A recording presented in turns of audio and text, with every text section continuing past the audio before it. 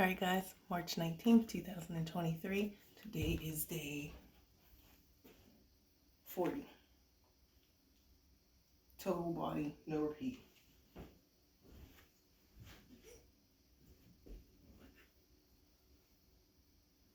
And we're going to finish listening to that David Goggins. I didn't get a chance to finish it.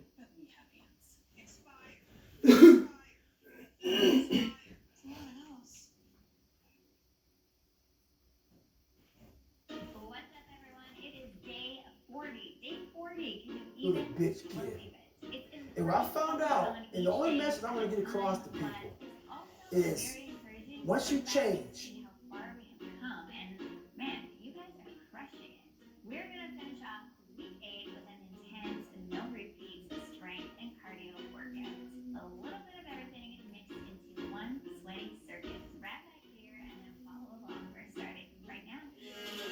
one thing, your mindset, you can attack everything. And I find it fascinating. I'm fascinated. Because out here in these moments, I put these guys on some fucking pedestal. Yeah. Which people do with you? They do with me, and they shouldn't. And I was this guy who was a piece of shit looking like, God, how are you guys this amazing? But once I worked my way up there, I said, my God, man, we can all compete, motherfucker. Let's go. So, do I like suffering? I like suffering in a way that is competitive, that brings out the absolute best in me and everybody else. So like I want to see a man be defeated. I want to see a man get broken and say, fuck you. I love these men. These men I love, but there's very few of them. There's very few of them. And there's very few that are willing to go there more than once. A lot of people, even people who've gone through special ops, it kicks the shit out of them to a point where in their mind, what got me bad in pararescue was when I was going through it, I said, only go do this. Hamstrings are sore. And so many people in special ops, whether believe it or not, in anything, fuck special ops, in my chest. Hard, I'm only doing this one time. Once you say that, you fuck yourself. The truth, I gotta tell you, off camera, you and I are talking about something. Now we're gonna go to something cool. Okay. Well, we've been in something cool, but like I work with a lot of athletes when they get out of their career. They made this massive sacrifice all their life to get to the NFL. They make that thing happen. They're only willing to do it once. Right. And when that's over, their identity's set on that thing forever. And they just repeat the stories from that time over and over. That's right. And I watch them have such a difficult second half of their life. I try to help them with that. I've watched it with business people. And you and I were talking off camera, so I've started to uncover with me the last couple of years that I've been on social media and teaching these things. And if you gave me that mirror test the last couple of years, Right. that accountability mirror, when I look in it, I'm starting to look at a dude who used to do some crazy shit that was cool in his life, really accomplishing things. And all these accolades, people follow you, they listen to you, they think you're something special. You have that, I have that. Clearly the differences in our lives are too vast to even mention what you've achieved. The things you've overcome are completely different than mine. But I'm starting to realize something about myself that I want to give the audience a gift of, and I want you to talk about it. You know what? I just accepted. I'm only going to be happy when I'm grinding for something. Right. I'm only going to be happy when I'm growing. I don't want to talk about stuff I used to do. I want to do something great with my life. I don't know that I can get to the mental level you have, but I think everybody here needs to know something. If you just think you're going to do something temporarily once, man, you're going to be unhappy when it's over. That's right. How about you right now? When you look in the mirror right now, so Goggins looks in the accounting mirror today, what does he see and what are your thoughts about that? So, same with you. What happened with me was like, so who I was this nobody guy. And I created this Goggins. And that Goggins, there's David Goggins and there's Goggins. David Goggins is a calm, cool guy that sits back. Used to be weak kid. Now he's just a normal guy. Goggins is a guy that is willing to tape up his legs to go after it. In that book, you read about David Goggins and also Goggins. What I realized in my life is that Goggins is who I love. Goggins is who I created. My dad created David Goggins. I created Goggins. So what's happened with me, and since Can't Hurt Me came out, and since I got on social media, which I fucking don't like social media, which I'm not on there very much. It's like I give people one time, I have to do me. I have to do me. So people get it fucking twisted, man. I am who I am. What's in that book is me. So now what they see is this guy who's trying to get people to get off their fucking ass. That just happened to happen, man. I didn't set out. When I set out to be a fucking CEO and set out to go to Ranger School and all this other shit I did and break records, I didn't set out to fucking please motherfuckers. Right. I didn't set out to say, hey, pay me now. I got a great fucking story. Fuck that. And I realize now that my life has kind of gotten to a point where people know me, I have followers and whatnot.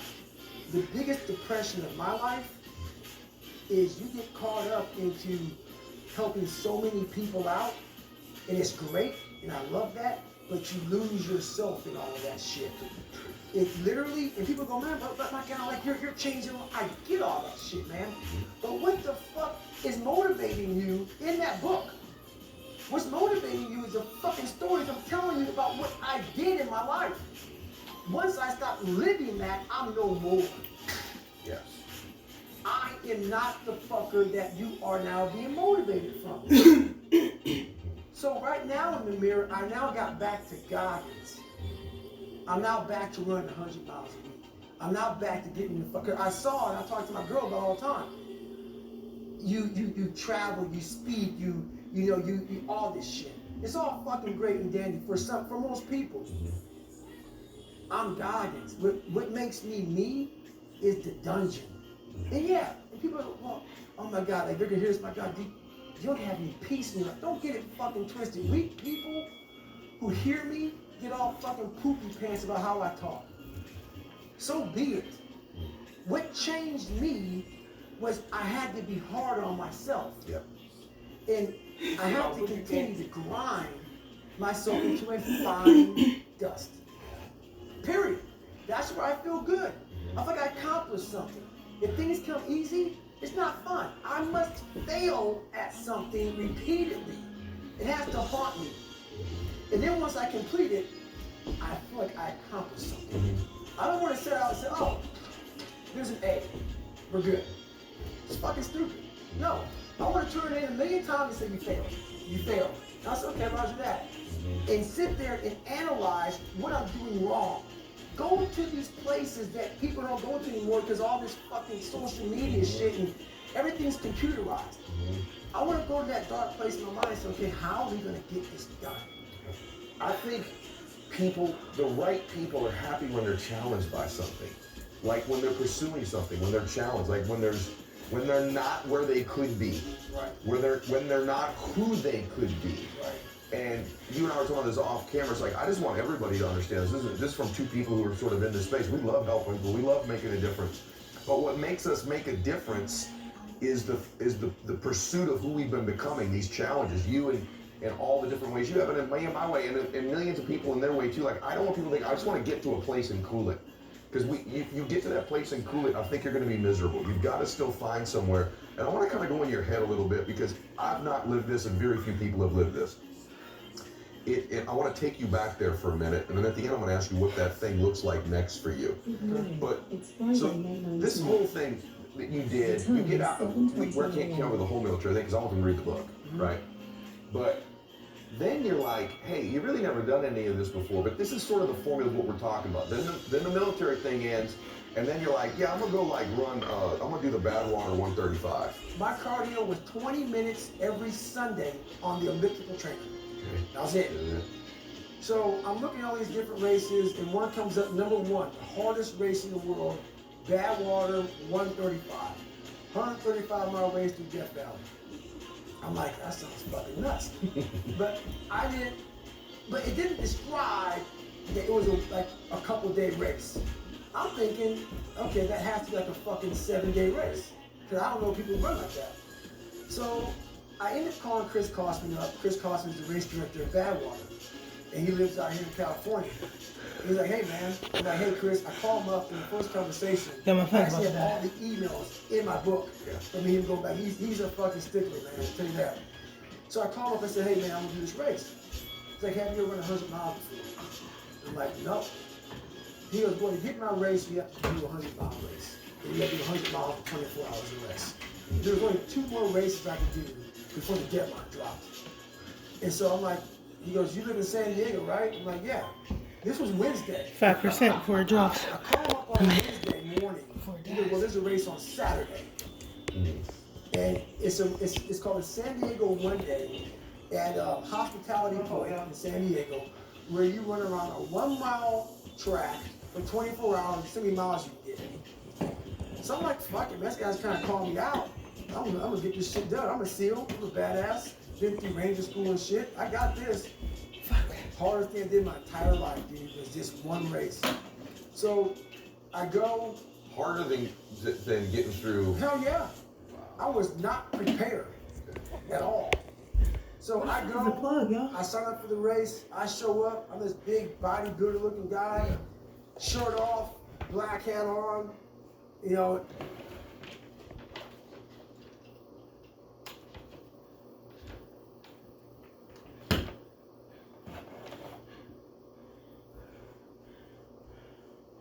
Fuck, I don't know what happened to the TV now. Alright, y'all are good.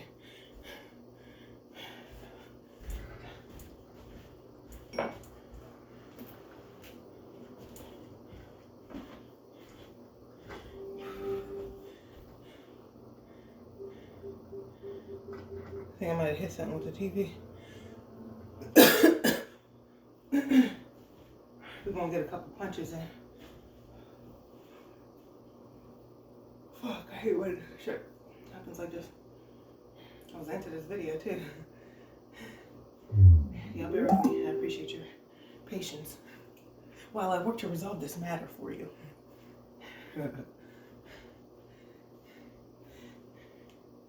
Alright, let me just go to my history.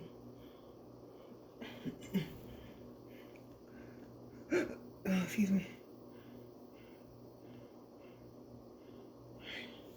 We're back. I was panicking for a minute, like, no. Oh, so yeah.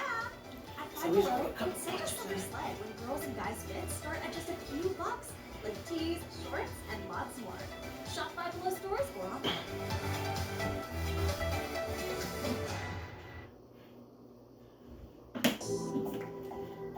Let's explore your future with Udemy. You can learn how to program.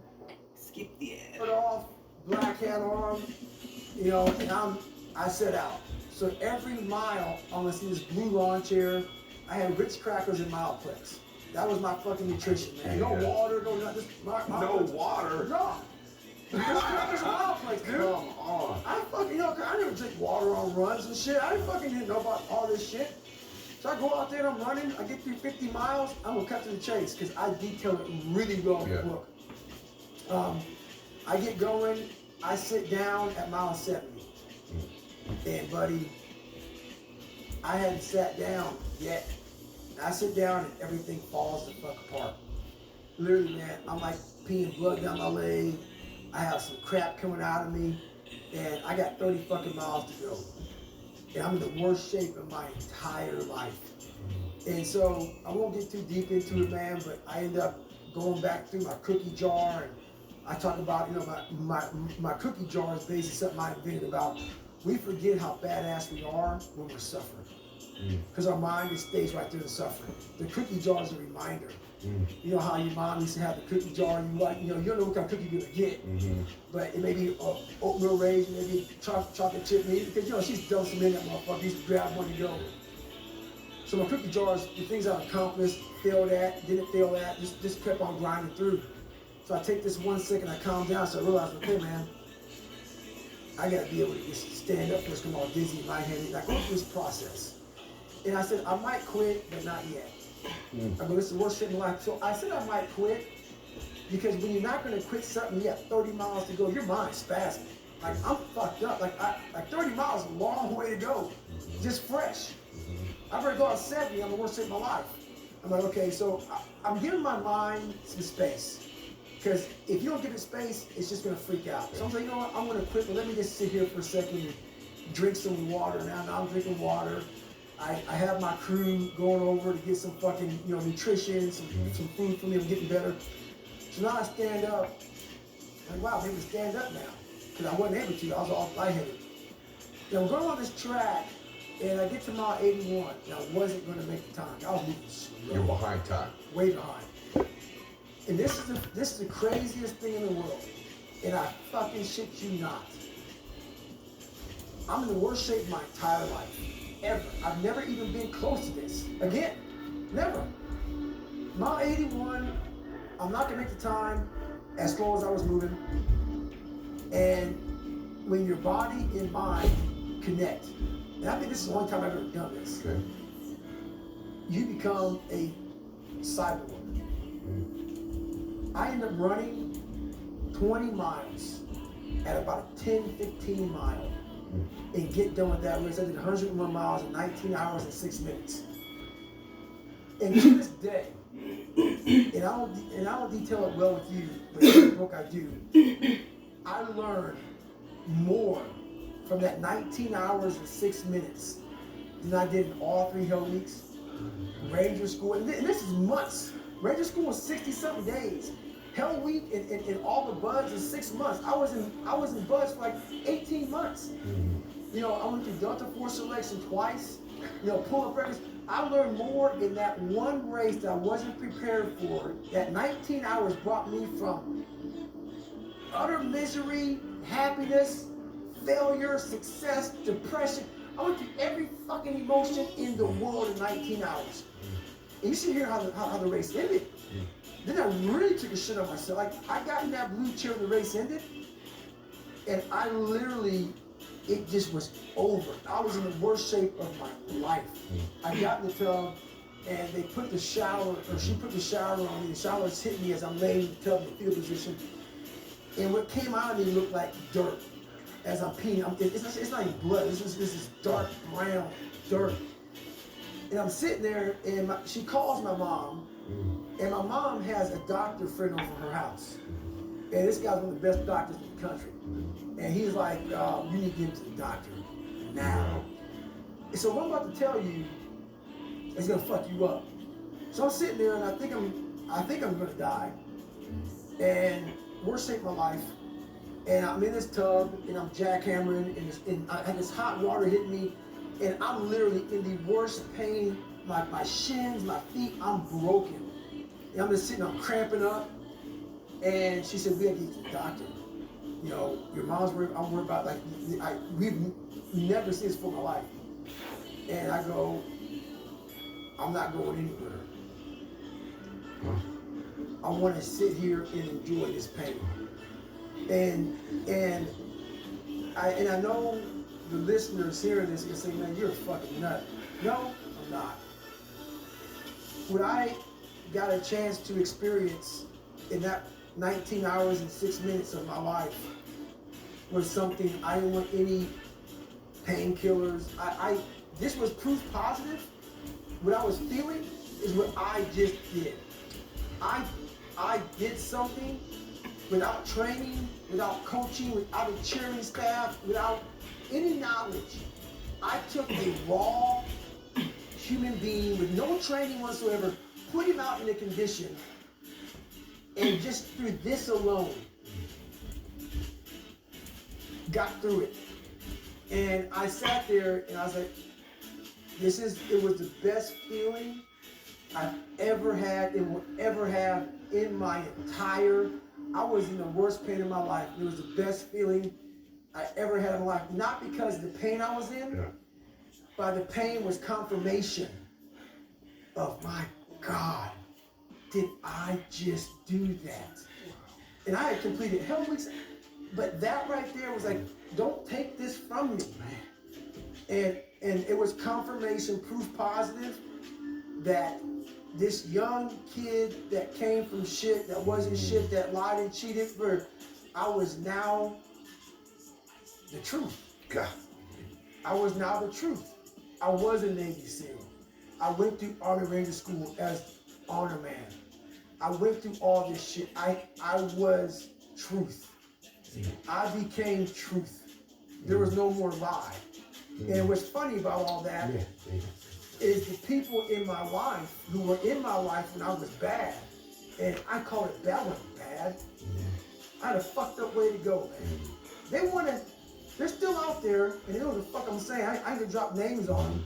They want to take me back there. They're mad that I'm here. Yes. They want to still make me out to be what I was. They don't like the fact that they're still where the fuck they're at. They hate that. So on this journey in life, there's a lot of people who are fucked up right now.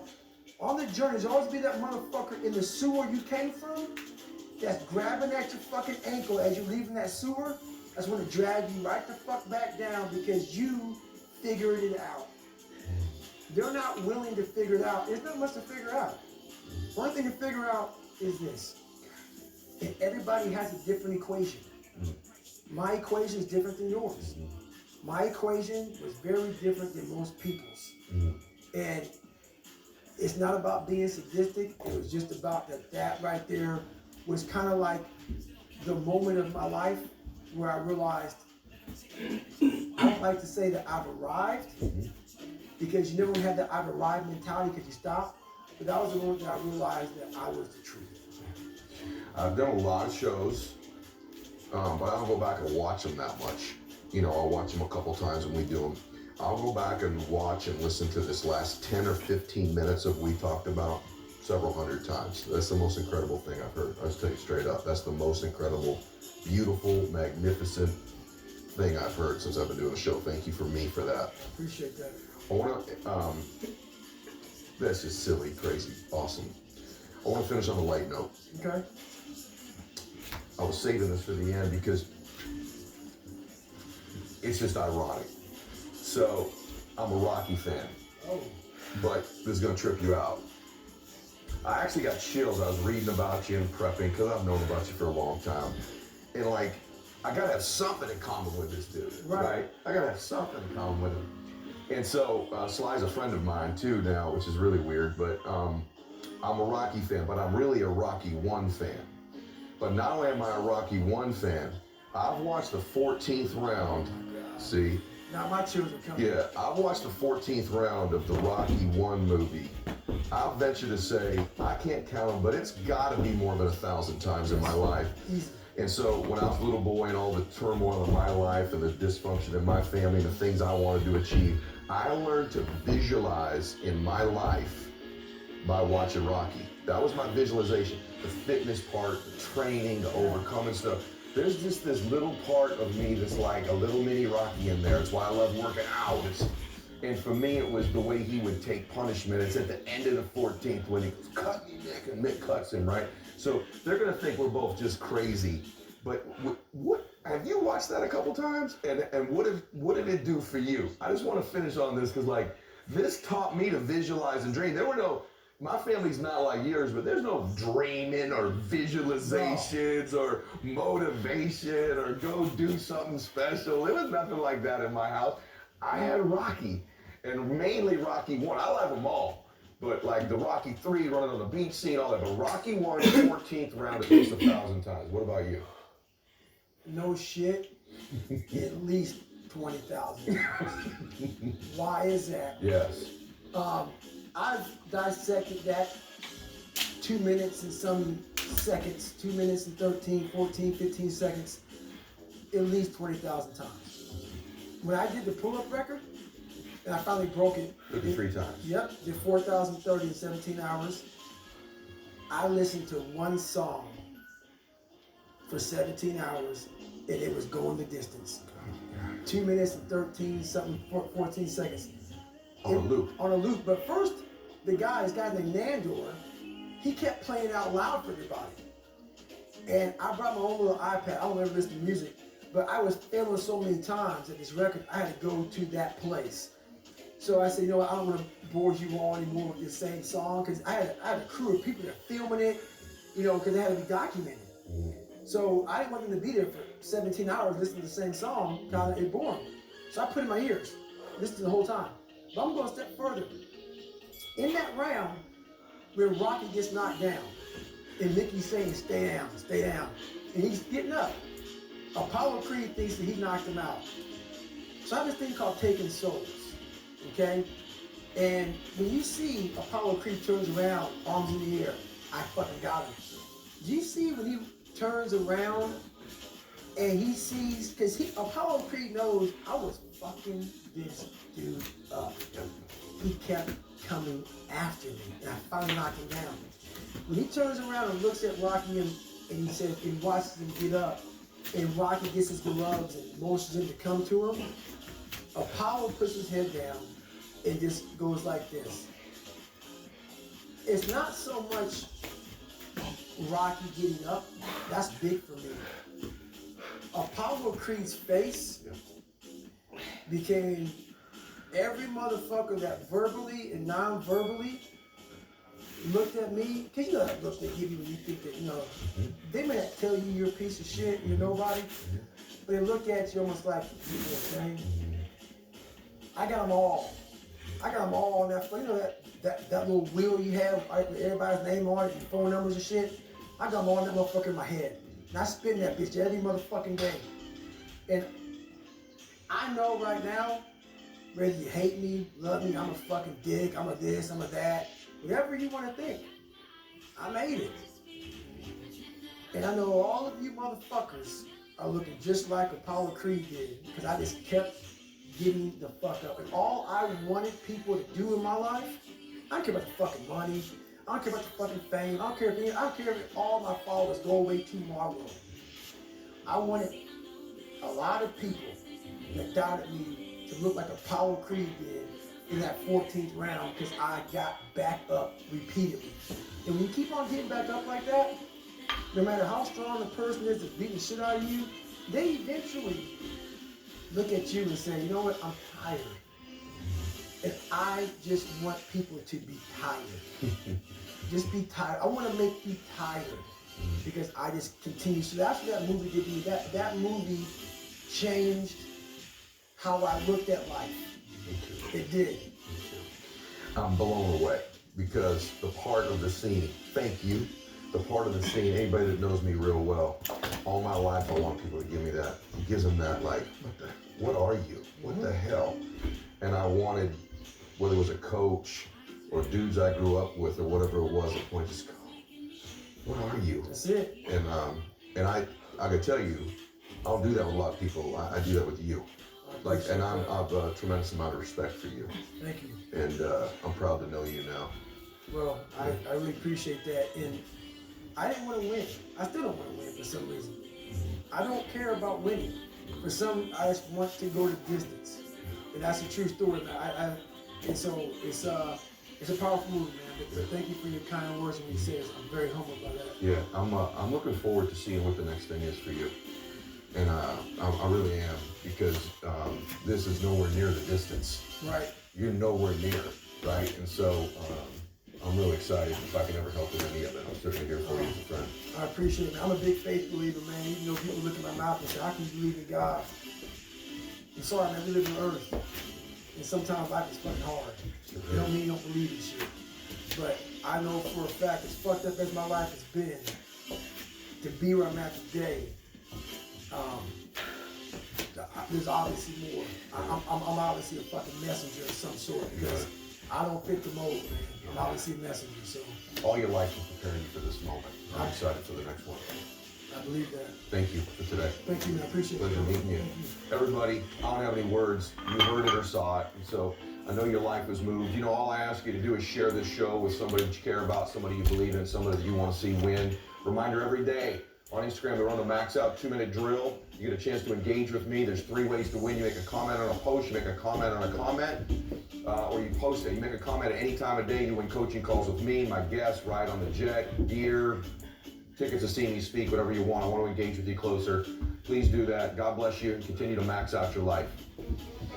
Hey guys, thanks for sticking around. If you'd like more, click the videos right here. They're exactly what you need to see next. And if you're new here, hit subscribe and become a part of the Max Out community. And tell me what you think about the videos in the comments below. I read all of them every week, and I select winners that get all kinds of prizes, gear, coaching calls with me. Make a comment.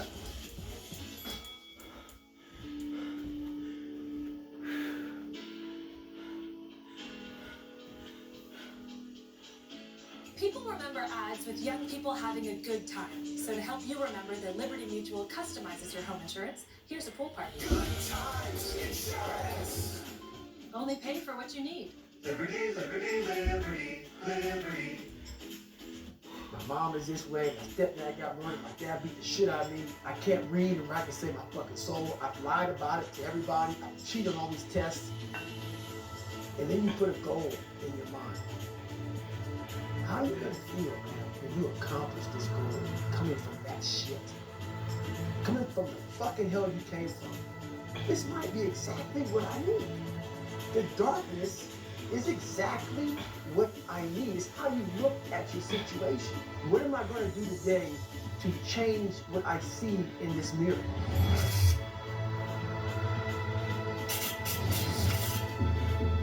Today's guest is widely considered to be the toughest man on the planet and one of the greatest endurance athletes of all time. But if you're tempted to dismiss him as the product of amazing genetics, great parenting, or even performance-enhancing drugs, think again. Move me, son! Get it! 19! Move me, son! Yeah! If you're not real and raw with who the fuck you are, nothing's gonna change. And that's why I talk about the warrior mentality. And that's why so many people are lost. I chose this world to be a warrior.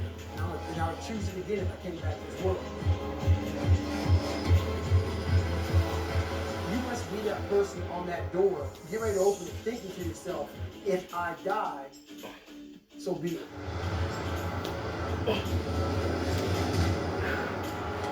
Are you accountable for what you're doing? Are you accountable? And I mean to the T for what you're saying. I am. And that's where it started. It started with that total accountability of, let's not lie to you.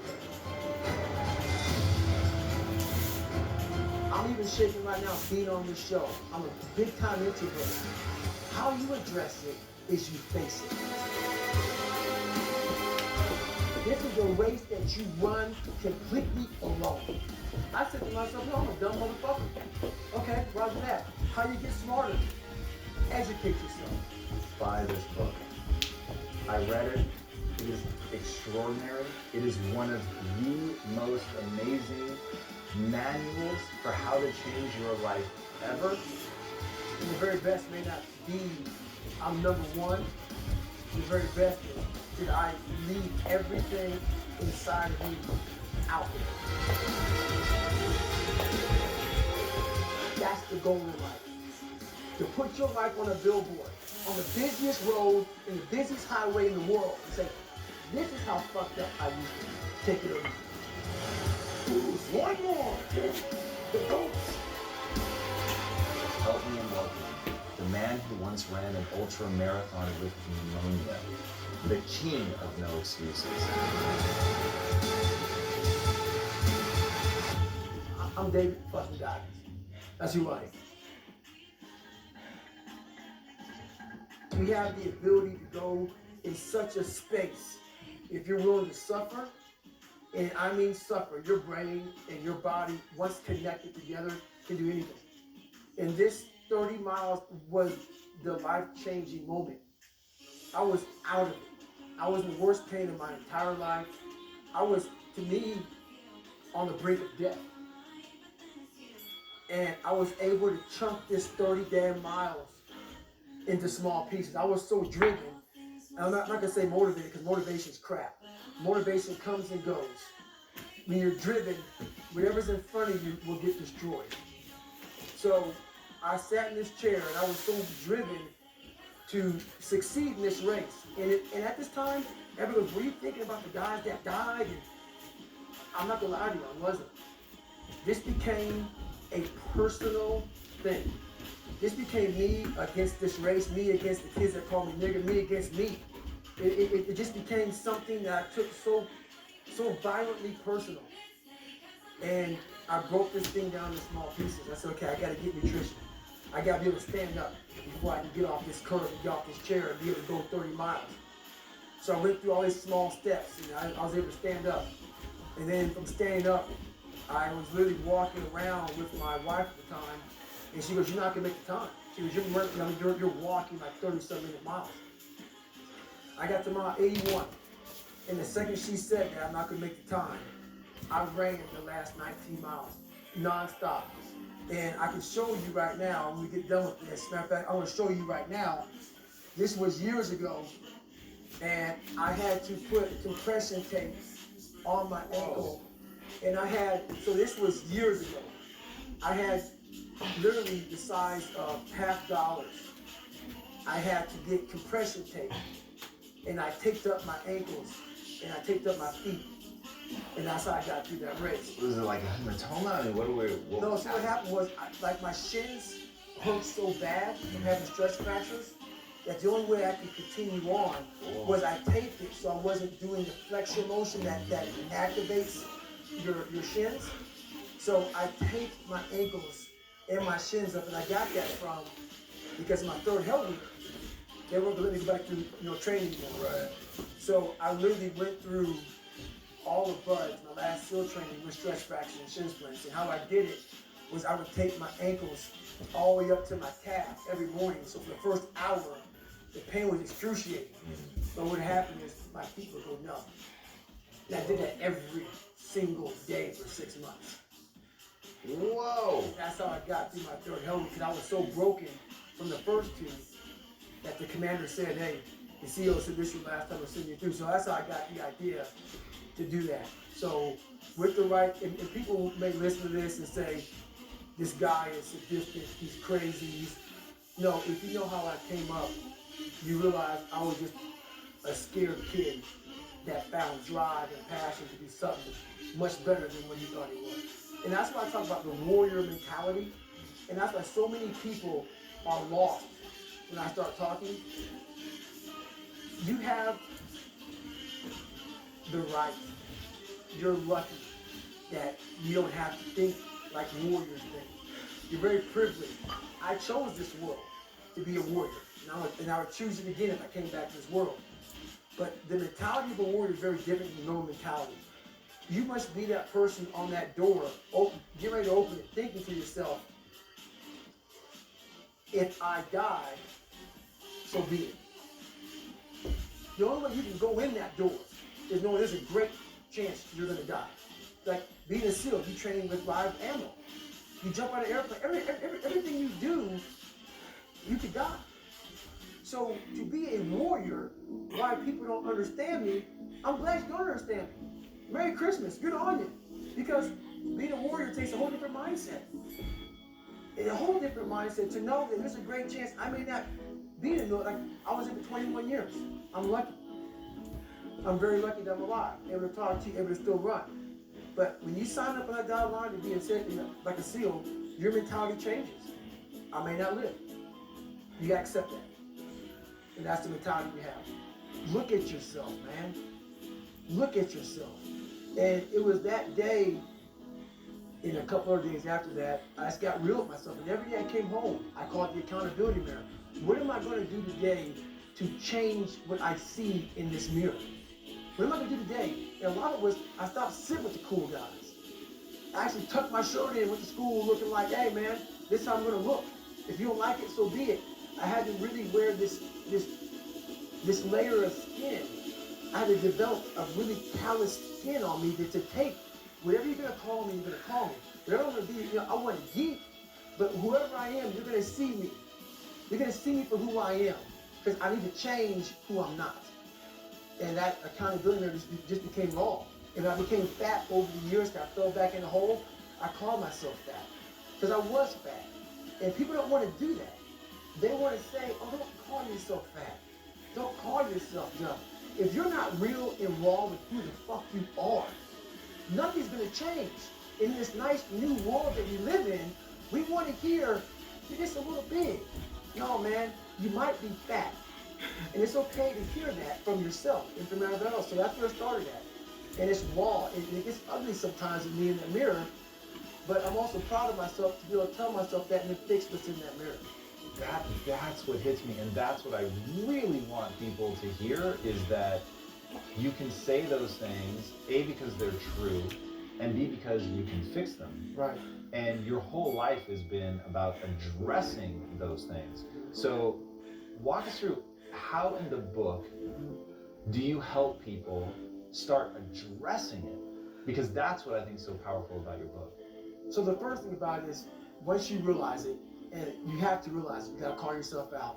Addressing it is very small. It doesn't go from like one morning this way, next morning I wake up and presto, 5 steps to greatness. No, it ain't that, brother. You read my book, this is hard work. It's every day, like right now. I had to be honest with you, man. I'm even shaking right now being on this show. I'm a big time introvert. How you address it is you face it. You face it every day. You face it every single day of your life. Where you say, okay, like if you're fat and you need to lose weight, it's patience. It's patience in this fact of accepting who you are right now. I'm fat. I don't like myself. Accepting the fact that if you lose 3 or 4 pounds, that's a huge accomplishment. You have to live in your own fucking world.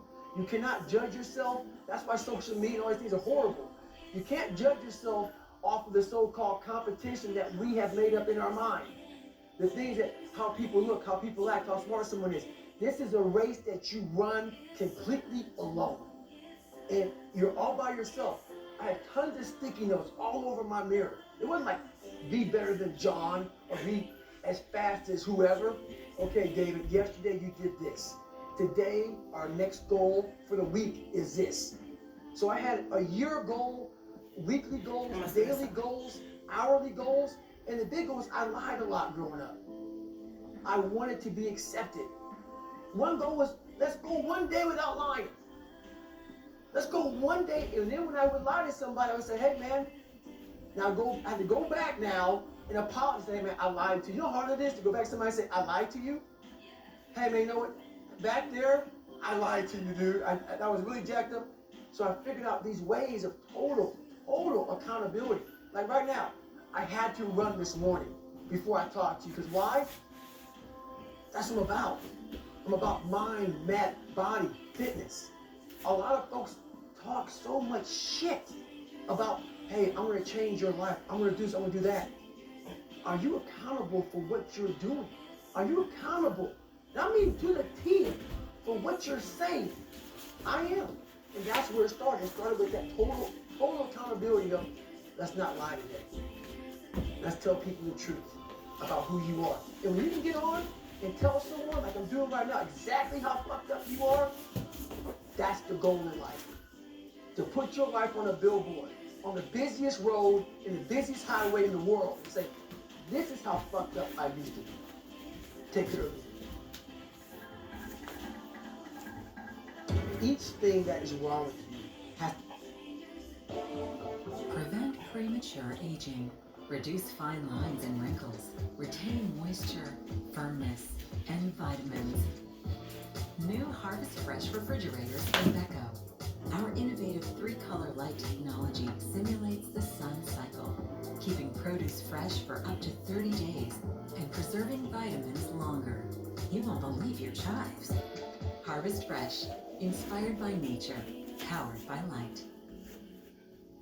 to be a focal point. You can't look at this gigantic list and say, I gotta change all this shit. My God, this is crazy. No. You take off the first one, I want to be smarter. For me, that was my thing. I have to become more intelligent. I have such a severe learning disability and I can't retain shit. Hi there. I had to now get that one thing and then strategize in that one problem. How can I do this? I'm not going to learn like you. I'm not going to learn like anybody else. How am I going to figure this out? So I then figured out, okay, Alexa, what are my stop. strengths here? What are my weaknesses in learning? You're doing All right, man. amazing. How am I going to do this? Congratulations I on figured staying out committed to cultivating a Alexa, healthy stop. by just strategizing. So how I learned to this day, if I have a big manual to study, I will have to get a bunch of spiral notebooks from the daggone store. And each page, I have to write each page out, maybe 10 times. So there was a 1,000-page dive manual that I got 18 months before I went to dive school. Most people, I'm not smart, I'm gonna go see if I can pass this test. I realized, hang on a second, I'm not smart. How can I get past this? How can I get through this obstacle? I need to acquire this book 18 months in advance because it could take me 18 months to write down each page over and over again to then put it to memory. So when the question came up, I had written that question so many times down on paper that I could recall, okay, page 71 was where I remember seeing this, and I can recall it that way. And that's how I did it. So you got to strategize on each problem you have in life. Slowly break down that problem. Don't think about all the problems you have, just one at a time. And before you know it, you fix all these problems, but you cannot focus on all of them. Just on the one thing at a time. A lot of us, mediocrity is everywhere right now. And we're all trying to find an easy way out. And we're judging ourselves. Let's say there's 10 people in this room, and we're all mediocre. But I'm the best of the mediocre people. I now think I'm great. I'm great. We surround ourselves around people that make us feel great. They tell us what we want to hear. The second we put our...